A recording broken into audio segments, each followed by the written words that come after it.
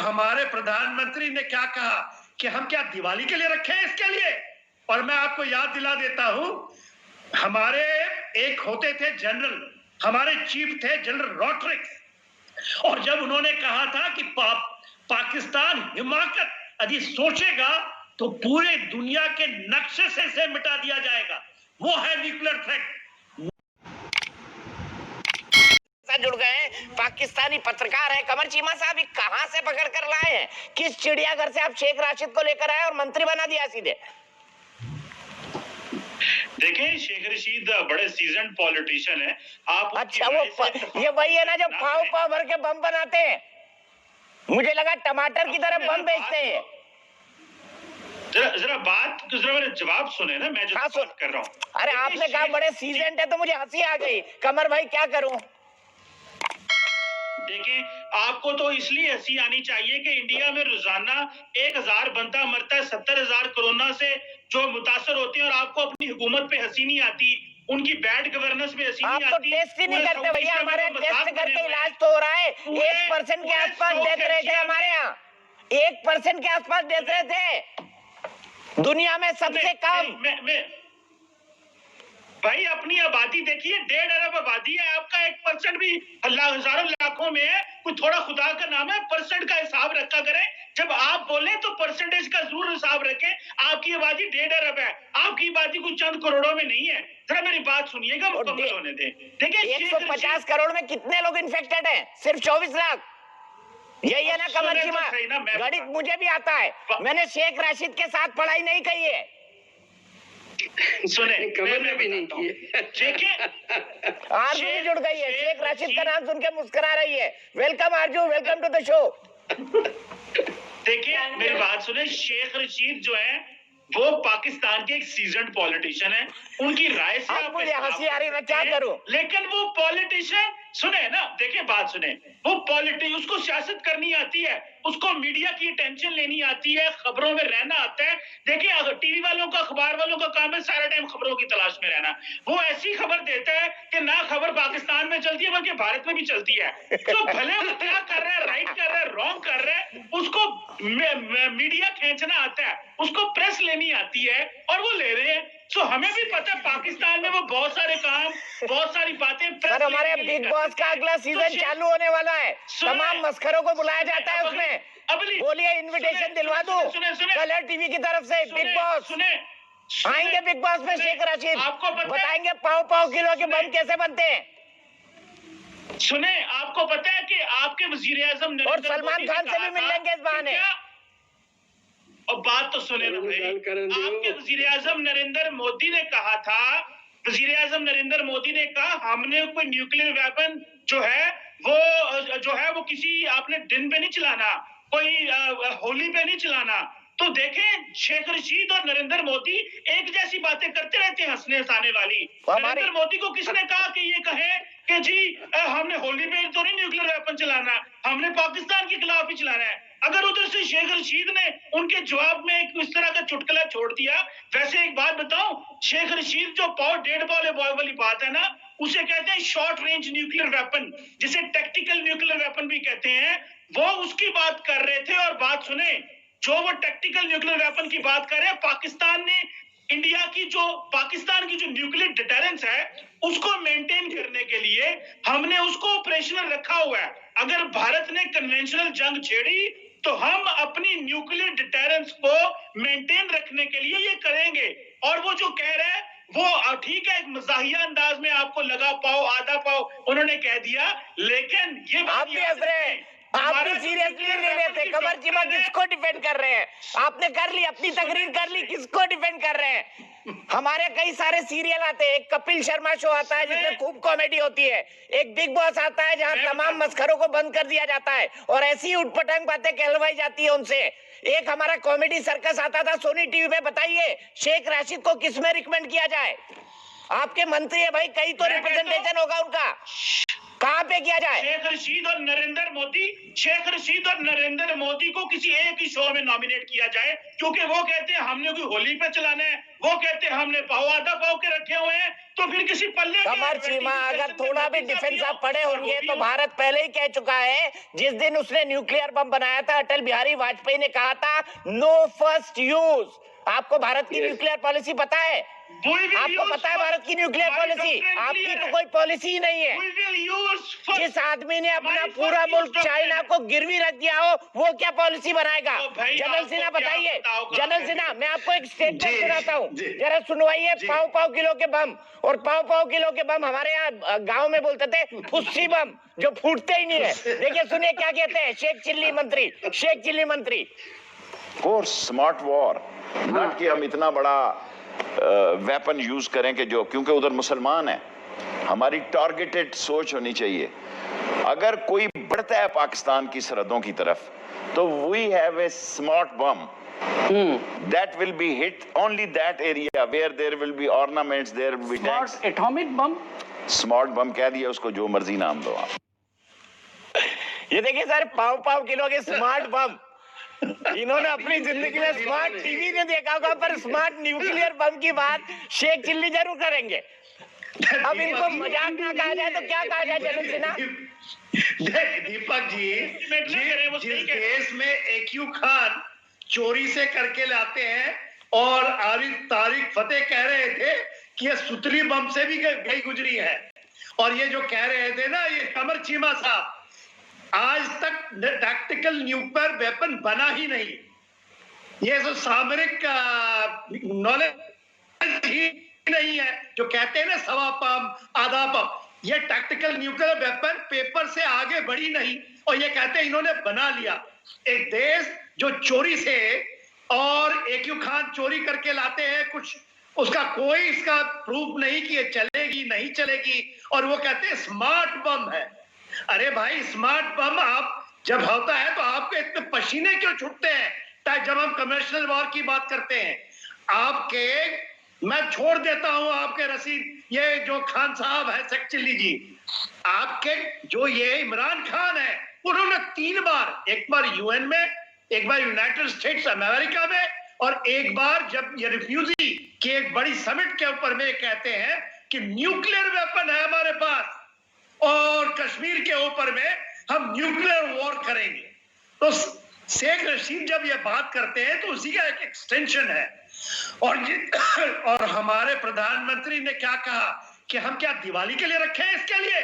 और मैं आपको याद दिला देता हूं, हमारे एक होते थे जनरल, हमारे चीफ थे जनरल रॉड्रिक्स, और जब उन्होंने कहा था कि पाकिस्तान हिमाकत यदि सोचेगा तो पूरे दुनिया के नक्शे से मिटा दिया जाएगा, वो है nuclear threat, no first use. हमारी पॉलिसी है, हमारी डॉक्ट्रिन है, मगर इस देश के बारे में इसको पता होना चाहिए, और प्रधानमंत्री वही कह रहे हैं, हमने दिवाली के लिए नहीं रखा इनको रखा है यूज करने के लिए। और ये जो धमकी देते हैं ना दीपक जी, पाकिस्तान 98 में इसका जब ये किया था विस्फोट, और कहा धमाका कर दिया, उनके वर्ड चलते हैं धमाका, और धमाके से कहते हैं हम इस्लामिक कंट्री का लीडरशिप ले लेंगे। और ये शेख रशीद आप देख लीजिए, और उनके वीडियो से बोलिए खुद चलाएंगे, ये पाकिस्तान से पाई फ्लाइट पकड़ के भाग गए थे, और इनसे पूछा गया कहां जा रहे हैं, इनका बयान है, ये कहते हैं कि हम न्यूक्लियर टेस्ट करने वाले हैं, पूरी विश्व हमारे पीछे पड़ जाएगी। और वही शेख रशीद अभी वो धमकी देते हैं। अब आप बताइए, पूरे विश्व में आपने देखा न्यूक्लियर वेपन के ऊपर में कभी बातचीत नहीं होती, ये छोटी छोटी बातों में कहते हैं हम न्यूक्लियर बम चला देंगे, स्मार्ट बम चला देंगे, असम तक चला देंगे। तो क्या भारत के पास हमने ये रखी है दिवाली में चलाने के लिए? यही प्रधानमंत्री, आपकी पूरे विश्व से, आपके नक्शे से पाकिस्तान खत्म हो जाएगा। बिल्कुल आपको सही, पता है? बिल्कुल सही, यही लाइन में सुनना चाहता था। कमर चीमा और आरजू काजमी, भारत पहले ही कह चुका है नो फर्स्ट यूज, लेकिन गलती से आपका आधा किलो, पाव किलो, सवा किलो टमाटर की साइज का बम चल गया ना, उसके बाद पाकिस्तान का नाम दुनिया के नक्शे पर नहीं बचेगा। मैं सीधे चलता हूँ उसी बात पर राय जानने के लिए। मेरे एक दर्शक जुड़ गए हैं, अंबुज पांडे लखनऊ से। अंबुज, क्या लगता है शेख चिल्ली साहब परमाणु बम की ऐसी बात करते हैं जैसे टमाटर हो, कि टमाटर फेंक देंगे मुसलमान नहीं मरेगा, हिंदू मर जाएगा? देखिए, शेख चिल्ली साहब को लेकर के भी एक सज्जन बोल रहे थे कि शेख चिल्ली और नरेंद्र मोदी एक ही तरीके की बातें करते हैं। तो पहले बात तो मैं बोल दूं कि शेख चिल्ली या शेख रशीद साहब जो है वो बीमारी है, नरेंद्र मोदी उनका इलाज है। दूसरी बात कि पाकिस्तान का नक्शा पाकिस्तान को दुनिया के नक्शे से हटाने की जो बात होती है, तो देखिए, दुनिया जंग करने के लिए नहीं चल रही है, दुनिया मानवता और सकारात्मकता के लिए चल रही है। और मानवता और जब सकारात्मकता की बात करेंगे तो पाकिस्तान का नाम दुनिया के नक्शे से ऑलरेडी हट चुका है। दूसरा, जो बेहूदगी भरी बातें उन्होंने बोली है रशीद साहब ने कि आसाम तक हम छोटी मिसाइल छोड़ देंगे, तो मुझे लगता है जरूर होगी उनके पास छोटी मिसाइल, क्योंकि जितनी छोटी उन लोगों की सोच है उतनी छोटी उनके पास मिसाइल भी होगी। लेकिन उनको ये पता होना चाहिए कि जैसलमेर से लेकर के आसाम तक कोई ऐसा कोना नहीं है जहां इस देश में सिर्फ हिंदू रहता हो या सिर्फ मुसलमान रहता हो। तो वो किसी भी तरीके से ऐसा कोई टारगेट अगर वो करना भी चाहें तो ये संभव नहीं है कि सिर्फ हिंदू या सिर्फ मुसलमान को टारगेट करें। और मानवता और इंसानियत के तौर पे पाकिस्तान का नामो निशान दुनिया से ऑलरेडी मिट चुका है, दुनिया के नक्शे से बिल्कुल खत्म सही हो चुका बोला, है। तो ये बेहूदगी भरी मानवता और बातें हैं। इंसानियत के और हिसाब से पाकिस्तान का नामो निशान दुनिया से मिट चुका है। सीधे आऊंगा आरजू काजमी के पास। आरजू काजमी, ये वही शेख राशिद साहब है जिनका 2003 में मैं इंटरव्यू कर रहा था, और जब मैंने इनसे पूछा कि आप आतंकवादी को क्यों पनाह देते हैं, तो ये थोड़ी देर बाद इंटरव्यू छोड़ के भागने लगे। मेरे कैमरामैन को बिठाना पड़ा। उसके बाद फिर मुझे टकराए पाकिस्तान में ये, जब आपके एसएम कृष्णा साहब वहां पर आए थे और काफी सारी वहां पर विवाद हुआ था इस बात को लेके कि हमारे होम सेक्रेटरी को बोल दिया गया था कि उनको टेररिस्ट से कंपेयर कर दिया गया था। शेख राशिद साहब फिर एक टेलीविजन डिबेट में पकड़ा है, और वो भी टेलीविजन डिबेट वो मेरे सामने छोड़ के चले गए। मुझे बताइए, ऐसे लोगों को क्यों पालते हैं आप? ऐसे लोगों को क्यों मंत्री बनाते हैं जिनको पता ही नहीं है कि टमाटर पाव किलो का हो सकता है, परमाणु बम हो ही नहीं सकता? देखिए, इस तरह के मिनिस्टर हर जगह होते हैं, और शेख रशीद साहब हमेशा इसी तरह की स्टेटमेंट देते हैं। हमारे यहाँ नहीं है मैडम, माफ कीजिएगा, सिंसियर और सीनियर मिनिस्टर है। $5 ट्रिलियन इकोनॉमी की बात करते हैं, चाइना को कॉलोनी बनाने, चाइना की कॉलोनी बनने की बात नहीं करते हम। नहीं, हम चाइना की बात नहीं कर रहे हैं, यहाँ पे हम शेख रशीद साहब की बात कर रहे हैं। तो बिल्कुल इस तरह के स्टेटमेंट्स वो देते हैं, और हमेशा से देते हैं। और मैंने हमेशा यही कहा है कि ये नॉन सीरियस स्टेटमेंट्स है, और एज अ मिनिस्टर उनको इस तरह की स्टेटमेंट नहीं देनी चाहिए। चीमा साहब यहाँ मौजूद हैं, 2 घंटे पहले भी हम एक डिबेट में थे, और जब मैंने ये कहा तो चीमा साहब डिबेट छोड़ के मेरे पीछे पड़ गए थे हाथ धो के। तो मैं आज भी इधर भी कहूंगी कि बिल्कुल गलत स्टेटमेंट दी है, और मैं बिल्कुल इस स्टेटमेंट को सपोर्ट नहीं करूंगी। ये कोई तरीका नहीं है कि आप बोलेंगे जी ये हिंदुओं को हिट करेगा और मुस्लिम्स को हिट नहीं करेगा। क्यों हिंदुओं को हिट करेगा? ये किसी इंसान के लिए नहीं है। ये बिल्कुल भी दोनों देशों को, चाहे पूरी दुनिया में जिसके पास भी न्यूक्लियर हथियार है, वो चलाने के लिए नहीं है। हम यहाँ पे इसलिए डिबेट नहीं करते कि हम एक दूसरे को बताएं कि हम न्यूक्लियर वेपन्स चला नहीं, हम अमन अब जरा कमर चीमा और आरजू काजमी आमने सामने आ जाए। फिर तारिक फतेह साहब भी जुड़े हुए हैं, और जनरल जीडी बख्शी भी जुड़ गए। आरजू काजमी और कमर चीमा। आरजू काजमी ने बता दिया कमर चीमा की शेख राशिद निहायत ही शेख चिल्ली और बेवकूफ किस्म का मिनिस्टर, इनने कह दिया। मैं बेवकूफ शब्द अपनी तरफ से जोड़ रहा हूँ, लेकिन हकीकत उनके बारे में यही है। उनका ऊपर का माला पूरी तरह से खाली है। 5 बार मिला उनसे मैं। देखिए, नरेंद्र मोदी ने भी यही कहा, उनको जिम्मेदारी से स्टेटमेंट देनी चाहिए। वो मिनिस्टर है, उनको सोचना चाहिए कि वो क्या बात कर रहे हैं। ये बिल्कुल गलत स्टेटमेंट है। मैं बिल्कुल इसको बिल्कुल सपोर्ट नहीं करूंगी इस बात को। वर्सेस पाकिस्तान कमर चीमा बोलिए। आरजू काजमी नहीं सपोर्ट कर रही हैं, आप तो बोल रहे हैं उनको खबरों में रहना आता है। देखिए, खबर तो गिर गई पाकिस्तान में ही। देखिए, हर बंदे की अपनी ओपिनियन है, पर मैं ये समझता हूं कि जो शेख रशीद ने कहा, देखिए भारत जो है ना, भारत ना तो अमन की जुबान समझता है। हमारे पंजाबी में कहते हैं कि जब तक लित्तर पोला नहीं होगा, हमारे पंजाबी की मिसाल अरे लाहौर बस कौन लेके गया था? जब तक आपको प्रधानमंत्री नरेंद्र मोदी बने थे तो किसको बुलाया था इनविटेशन देकर शपथ विधि में? कमर चीमा बताओ ना। एग्जाम्पल सुन लो, आती है। मुझसे एग्जाम्पल सुन लो, पाकिस्तान को मुझसे बंदे एग्जाम्पल दखल सुन लो, बनाना चाहिए था। मुझसे एग्जाम्पल सुन लो। लाहौर बस कौन लेके गया था? उस बस में मैं भी था, बंदे दा पुत बन जाओ। मैं भी था उस बस में। मोदी सच्चा है और शेख रशीद ने कह दिया तो गलत कह दिया।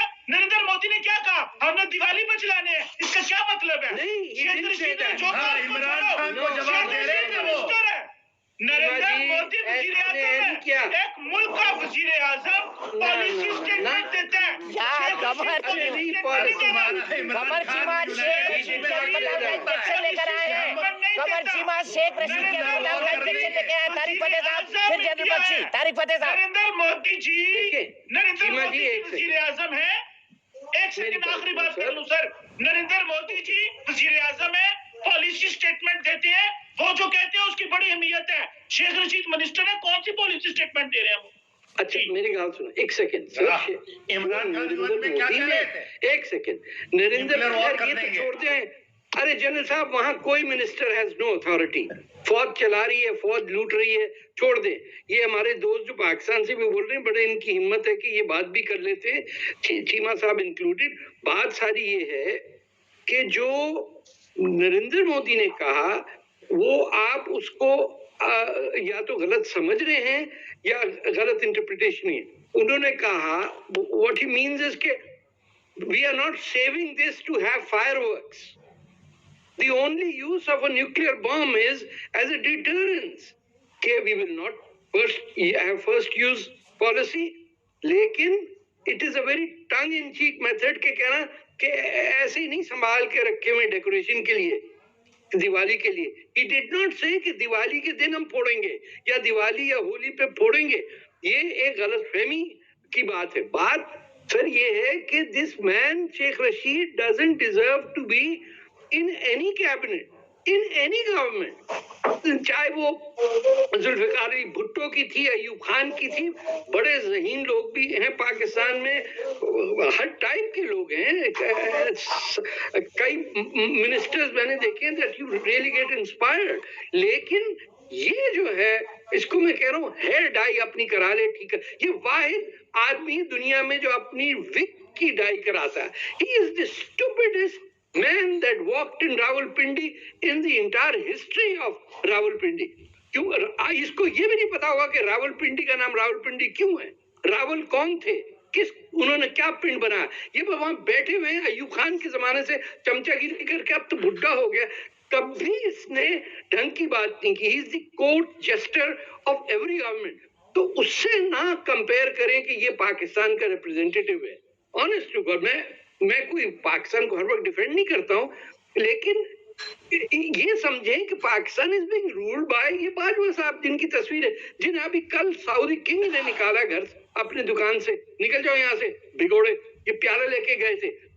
इस फौज ने जो नुकसान पहुंचाया है दुनिया भर में, जब 50,000 पाकिस्तानी फौजी यमन के अंदर डले हुए थे, 10,000 तो एक दिन में POW बन गए वहां पे।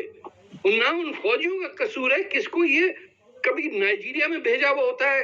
हैटी के अंदर देखिए कि पाकिस्तान UN के POWs के पे रेप चार्जेस चल रहे हैं।